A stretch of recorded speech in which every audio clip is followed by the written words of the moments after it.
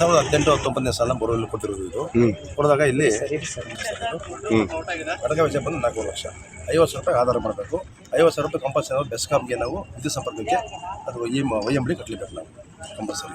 ಈಗ ಏನಾಗುತ್ತೆ ಸರ್, ಈಗ ಇವರಿಗೆ ಕೆಲವರಿಗೆ 1000 ಅಡಿ ಹೋಗಿರುತ್ತೆ, 800 ಅಡಿ 900 ಅಡಿ ಒಂದಾಯಿತು. ಸೆಕೆಂಡ್ ಟೈಮ್ ಏನಾಗುತ್ತೆ, ಕೇಸಿಂಗ್ ಬಂದು ನಿಮಗೆ 20ರಿಂದ 50 ಅಡಿ 100 ಅಡಿ ಕೇಸಿಂಗ್ ಹೋಗುತ್ತೆ. ಕೇಸಿಂಗ್ ಹೋದಾಗ ಏನಾಗುತ್ತೆ, ಸಬ್ಸಿಡಿ ಅಮೌಂಟು ಅಲ್ಲಿ ಕಮ್ಮಿ ಆಗುತ್ತೆ. ಅವ್ರು 50 ಪೈಪ್ ಕೊಡಬೇಕಾಗಿತ್ತು ನಮಗೆ ಲೆಂತ್ ಇದು ಇವು ಪೈಪ್ಸು ನನಗೆ 25 ಕೊಟ್ಟಿದ್ದಾರೆ. ಇದು ಯಾಕೆ ಈ ಥರ ಕೊಟ್ಟಿದ್ದಾರೆ? ಸರ್ಕಾರ ಇರೋದು 50 ಪೈಪ್ ಕೊಡಬೇಕಲ್ಲ ನಮಗೆ, ಯಾಕೆ 25? ಸರ್ ಇವಾಗ ಕೇಬಲ್ಸ್ ಕೂಡ ಕೊಟ್ಟಿಲ್ವಂತ ನೋಡಿ ಸರ್, ನಾನು 1000 ಅಡಿ 25 ಕೇಸಿಂಗ್ ನಮ್ಗೆ ಹಾಕಿಲ್ಲ, 25 ಅಡಿ ಕೇಸಿಂಗ್ ಪೈಪು ಇವೆಲ್ಲ ಎಷ್ಟು ಕೊಡಬೇಕು? ನಿಮ್ಮ ಅಮೌಂಟು ಕೇಸಿಂಗ್ ಹಾಕಿ 25 ಅಡಿ 5,000 ಕೊಡದಿರೋ ವೆಚ್ಚದ ಮೇಲೆ ಡಿಪೆಂಡ್ ಆಗುತ್ತೆ.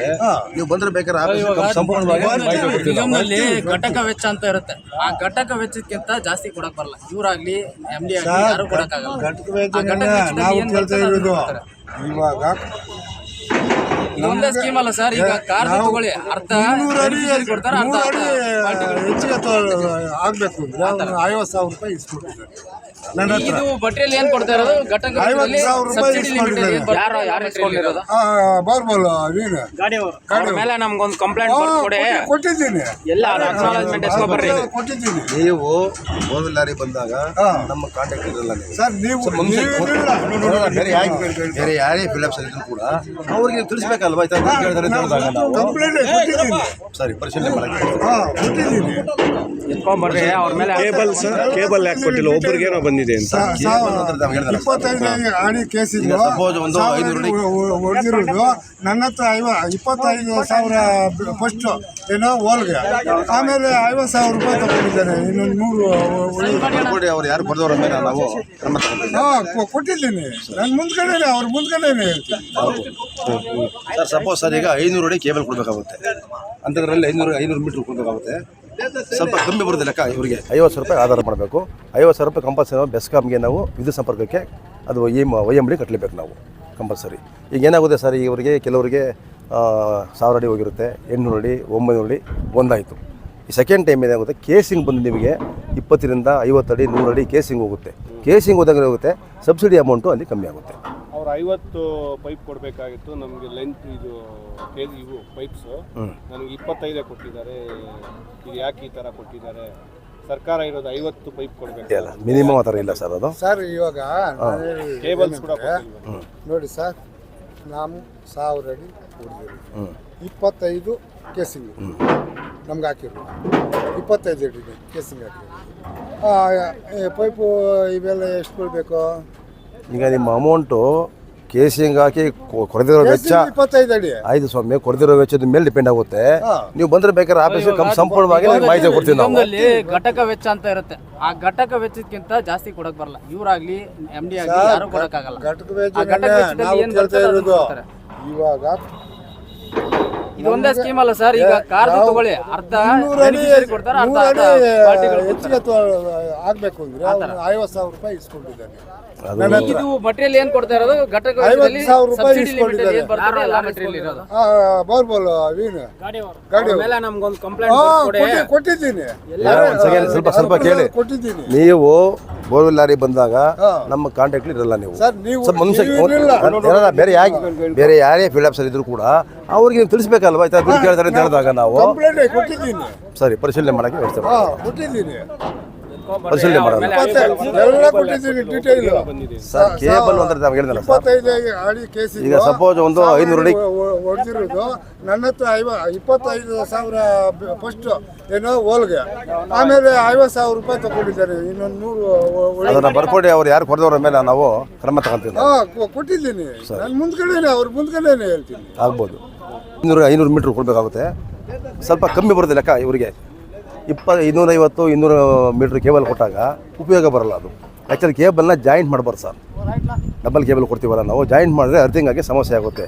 ಸೊ ಇದಕ್ಕೆಲ್ಲ ಕೂಡ ಏನು ಮಾಡ್ತೀವಿ ನಾವು, ಆ ಅಮೌಂಟಿಗೆ ಮಿಕ್ಕಿರೋ ಅಮೌಂಟಿಗೆ ಪೈಪ್ ಕೊಡ್ತೀವಿ ಸರ್.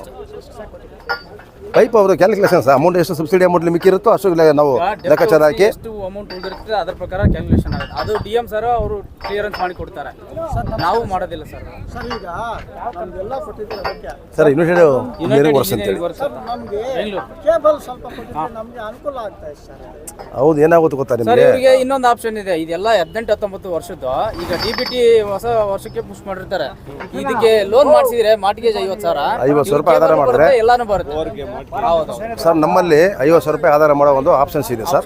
ಅದು ಮಾಡ್ತು ಅಂತ ಹೇಳಿದ್ರೆ ಅವ್ರಿಗೆ 50,000 ರೂಪಾಯಿಗೆ ಕಂಪ್ಲೀಟ್ ಫುಲ್ ಬೇಕಾದ್ರೆ ಅಷ್ಟು ಕೇಬಲ್ ಕೊಡ್ಬೋದು ನಾವು. ಕೇಬಲ್ ಕೊಡ್ಬೋದು, ಅದು ಆಪ್ಷನ್ ಇದೆ ಸರ್. ಈಗ ಟೋಟಲ್ ಸರ್ಕಾರದಿಂದ ಇವ್ರಿಗೆ 3 ಲಕ್ಷ 3.5 ಲಕ್ಷ ಸಹಾಯಧನ ಸರ್.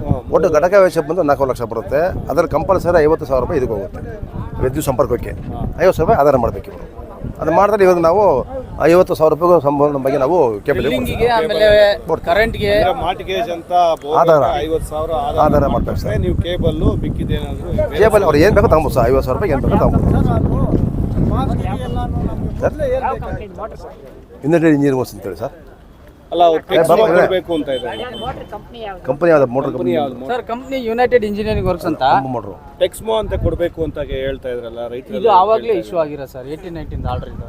ಅಂದ್ರೆ ಅವಾಗಿಂದಾನೇ ಇಶ್ಯೂ ಆಗಿರೋದು. ಅದೇನು ಅರ್ಥ ಅಂದ್ರೆ MLA ಥ್ರೂ ಕೊಡ್ಬೇಕಂತ ಅದು ಪೆಂಡಿಂಗ್ ಇರೋದಕ್ಕೆ ಅಷ್ಟೇ ಕೊಡ್ತಾ ಇರೋದು. ಇದು ಹಳೆ ಆರ್ಡರ್ಸ್ ಬೆನಿಫಿಷರಿ ಅವರು ಸೆಲೆಕ್ಷನ್ ಇಲ್ಲ. ಇದು DM ಅವ್ರು ಸೆಲೆಕ್ಟ್ ಮಾಡಿ ಅವಾಗಲೇ ಕೊಟ್ಟಿರೋದು ಇದು ಆರ್ಡರ್ಸ್.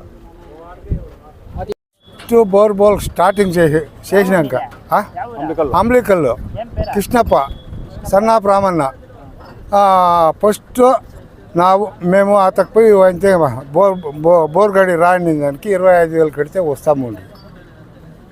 25,000 రూపాయలు కడితే 25,000 రూపాయలు కట్టినాక బోర్బోల్ వాళ్ళకి మంచుని బోర్ బండికి 25,000 రూపాయలు కట్టినాక బండి వచ్చినాక 1000 అడుగులు తోలే. మాకు ప్రాపంచం ఉండేది 1000 అడుగులే. దానికి ఎత్తుగా ఒక అడి ఇంటి తోలము. ఎక్స్ట్రా దుడ్లు ఇస్తే తోలుతాము ఉండ్రి. ఈ 50,000 రూపాయలు ఇచ్చిండ. ఎన్ని అడుగులు తోలిండారు?